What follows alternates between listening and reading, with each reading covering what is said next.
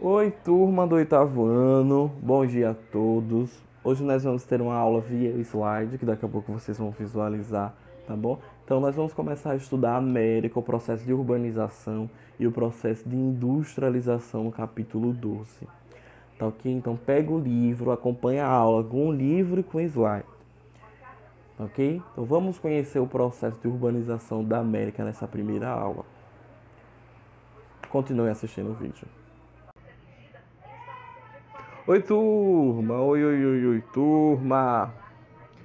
Vamos lá, gente. A gente vai começar agora a parte da América Urbanização, tá bom? Capítulo 12. Então, vamos dar uma olhada rapidinho aqui no mapa. Deixa eu dar um zoom aqui pra gente. O mapa de densidade demográfica da América.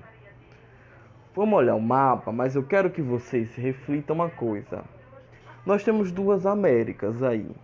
Uma América Latina e uma América Anglo-Saxônica. Preste atenção, para quem não lembra. A América Latina vai mais ou menos entre o México e a Argentina. Pega a América do Sul e a América Central. E o México, que é da América do Norte. A América Anglo-Saxônica, ela só pega o Canadá e os Estados Unidos. A diferença é o processo de formação histórica dessas duas Américas.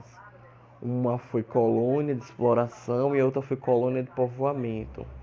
Ou seja, uma se desenvolveu mais rica e outra se desenvolveu mais pobre. E essas diferenças a gente enxerga quando a gente vai estudar qualquer fator da América. Agora a gente vai estudar o fator de urbanização, daqui a pouco de industrialização. E vai ter diferença nesse processo, tá ok?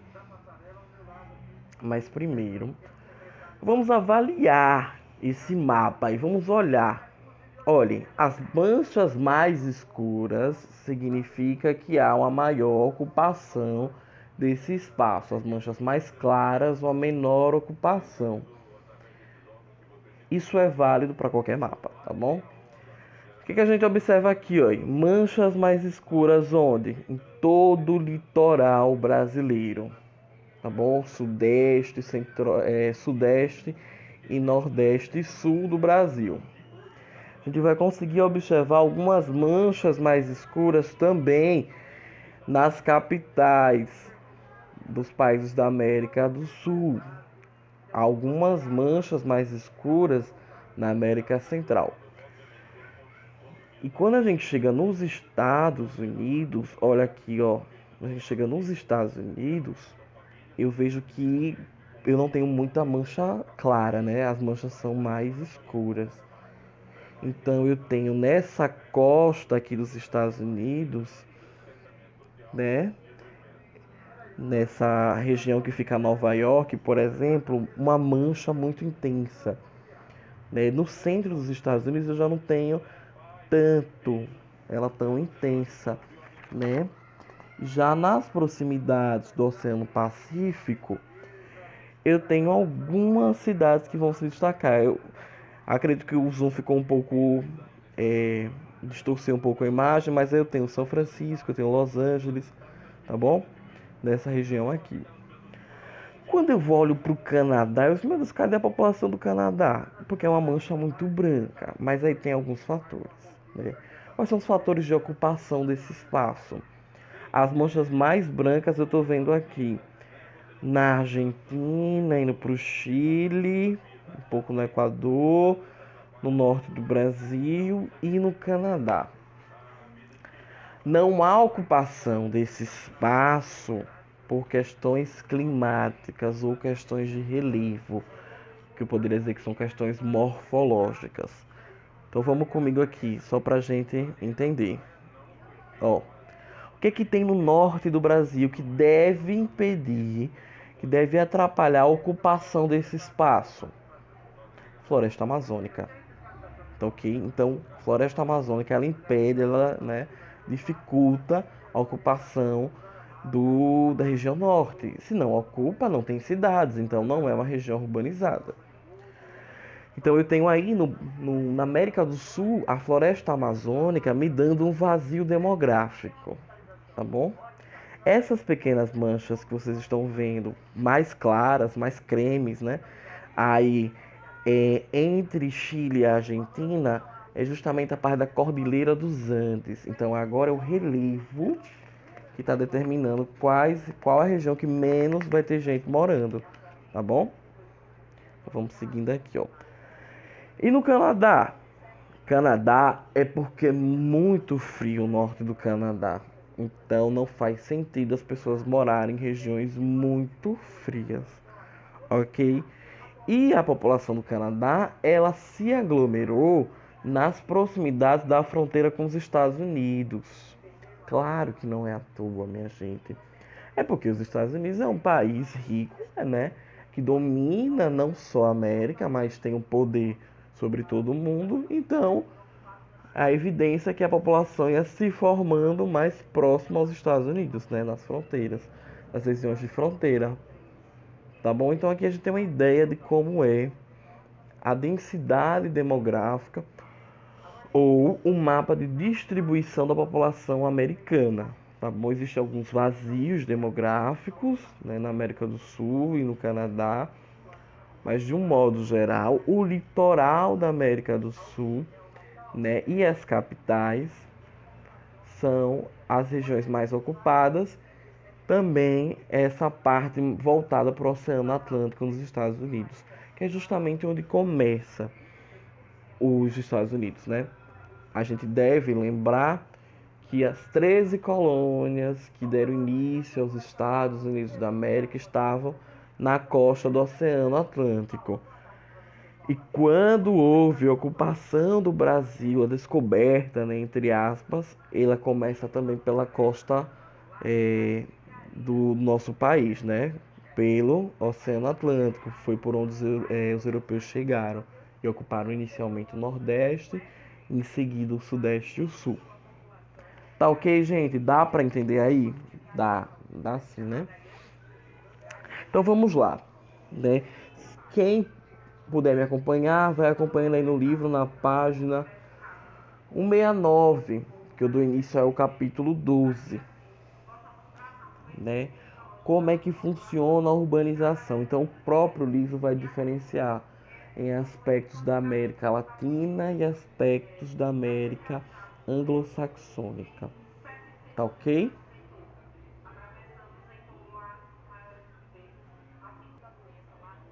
Então, ó, gente, começando pela América Latina, o que a gente pode destacar na América Latina? A gente tem países importantes na América Latina, alguns países emergentes, tá? Como o próprio Brasil, a Argentina, o México, o Chile, tá? São países que merecem destaque dentro da América Latina, tá bom? E aí o que acontece? Essas cidades, elas começaram a se desenvolver a partir da década de 40, da década de 50, um pouquinho depois das grandes cidades europeias, das grandes cidades da América anglo-saxônica, tá bom? Aí eu tenho uma imagem de uma das cidades mais importantes da América Latina, que é São Paulo, né? E observe nessa imagem o quanto São Paulo é verticalizada.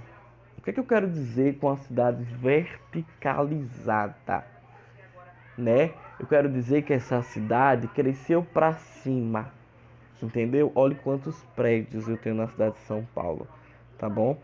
A gente quase não vê espaços, né, vazios e poucos espaços verdes, pouquíssimos, apesar que existem parques de preservação em São Paulo, né, como Ibirapuera, mas esse é o cenário que a gente tem da cidade de São Paulo, extremamente verticalizada. Quando a cidade começa a se verticalizar, quer dizer que não tem mais espaço. A gente tá vendo isso em Aracaju, tá bom? E o bairro de vocês também tá acontecendo isso. É um avanço, quer dizer que as pessoas querem morar naquelas regiões, aquelas regiões estão mais valorizadas, mas que não há espaço para se construir casa. Um apartamento cabe mais famílias, né? Cabe várias casas em um apartamento. Ou centros comerciais, também como é o caso de São Paulo. Então, mesmo num país, que é o Brasil, que não tem essas características de país desenvolvido, que é emergente, ou seja, que é meio termo, tá? É um país periférico, mas que cresce economicamente. A gente tem essas características de cidades verticalizadas, tá bom? Eu tenho outro exemplo aqui de Buenos Aires, na Argentina. Viu, gente? Nosso vizinho aqui. A Argentina tem quase os mesmos indicadores sociais e econômicos que o Brasil. Nós somos muito próximos, então os dois lutam pelo patamar, né, de melhor país da América do Sul. Tá? Então a Argentina, aqui eu peguei uma imagem até mais bonitinha da Argentina, porque a gente não tem muita vivência, não tem muito costume de ver. Bom, mas a gente também observa aí a modernização e a verticalização em uma cidade da América Latina, como Buenos Aires. E por fim, eu pego uma lá da outra ponta.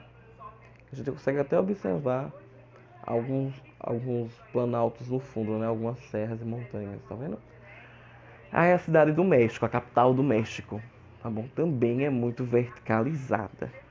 O que é que foi que proporcionou para as cidades da América Latina esse crescimento, né? Esse crescimento urbano, o processo de êxodo rural, tá bom? Foi o êxodo rural que levou ao crescimento dessas cidades, tá ok?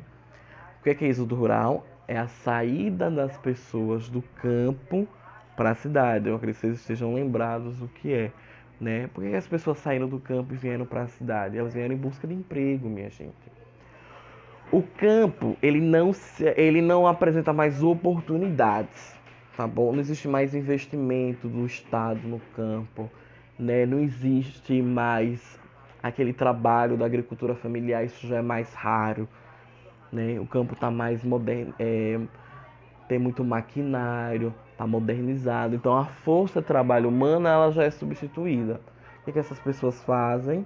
Vão para as cidades em busca de oportunidades de emprego e oportunidades de qualidade de vida, de melhora da qualidade de vida, tá ok? Então por isso que as cidades da América Latina elas cresceram muito, provocadas pelo êxodo rural. Existe um atraso no crescimento da América Latina para o crescimento das cidades anglo-saxônicas, mas daqui a pouco a gente chega por aí, tá bom? Vamos lá, ó. A gente avaliou essas três cidades, né? E agora eu quero que vocês me acompanhem no livro também. Sempre acompanhem aqui no slide e acompanhem no livro. Dá uma olhada aqui rapidinho aqui na página 171, que eu falo da urbanização na América anglo-saxônica.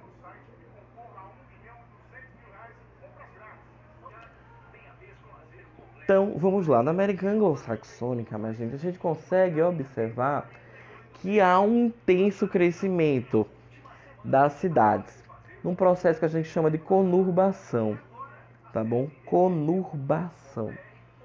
Esses estão lá na página 171. Isso acontece na América Latina, mas aconteceu primeiro na América anglo-saxônica. A diferença da América anglo-saxônica, ou seja, Estados Unidos e Canadá, é porque esses países têm a maioria das cidades urbanizadas, tá bom? Claro que o Canadá tem umas regiões ermas, desertas, porque esses vazios demográficos não são preenchidos porque devido ao clima, né? Mas de um modo geral são cidades urbanizadas que estão um passo à frente. Vai acontecer com a gente também, está acontecendo com a gente também, ok? Eu tenho cidades que cresceram demais, Estados Unidos mesmo. Depois das 13 colônias, ele começou uma corrida, né? Entrou em guerra com o México, com o Canadá, foi ocupando espaço, né? Claro que né, durante essa guerra teve muito genocídio, teve muito ataque desleal, mas enfim, ele cresceu o território e aí foi povoando, povoando, povoando, povoando, povoando.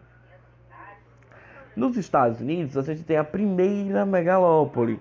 Aí, né? O que é megalópole, né? Quando duas metrópoles, elas crescem a nível de se encontrarem. E esse é o processo de conurbação. Conurbação é encontro. Olha a palavra estranha. Conurbação, tá? Conurbação. C-O-N-U-R-B-A. C cedilhado A-O. Conurbação é o encontro de duas cidades ou de duas metrópoles. Por exemplo, Aracaju crescendo demais, ela encosta em Socorro, ela encosta na Barra dos Coqueiros, tá bom? Isso é o processo de conurbação, quando duas cidades se encontram, quando a gente não consegue observar quando entrou em uma ou quando entrou em outra. Se, se a pessoa não estiver muito atenta, ela não percebe quando mudou de cidade. Esse é o processo de conurbação. Pode acontecer duas cidades e duas metrópoles, por exemplo. Né? Quando tem duas metrópoles, eu chamo esse processo de megalópole. Tá bom? Então, nos Estados Unidos, eu tenho a primeira megalópole formada no mundo, que a gente chama de Boschua. Né? Meu inglês não é bom, mas é mais ou menos a junção de Boston com Washington. Tá bom? Duas cidades que foram crescendo, crescendo, crescendo, crescendo, e no meio do caminho elas se juntaram a outras, tá bom? Isso também tá na página 172, tá ok? No Brasil eu tenho isso, tem um processo, olha o processo aqui, tá bom? Aí é a aproximação da metrópole de São Paulo com a metrópole do Rio. Aí no meio do caminho a gente tem Campinas, tem a região metropolitana de São Paulo, tá? Tem a do Vale do Paraíba, tem várias cidades que estão sendo agrupadas, tá? É como você expandiu demais seu território e foi juntando um com outro, um com outro, um com outro, e é como se fosse uma cidade só. Isso é o processo de megalópole, né? Duas metrópoles se juntando. Então a primeira a gente tem entre Washington, né, e Estados Unidos, e tem aqui um processo de formação ainda entre Rio e São Paulo. Daqui a pouco ela deve estar concluída. Tá ok, gente? Na próxima aula a gente continua nosso assunto. Até já.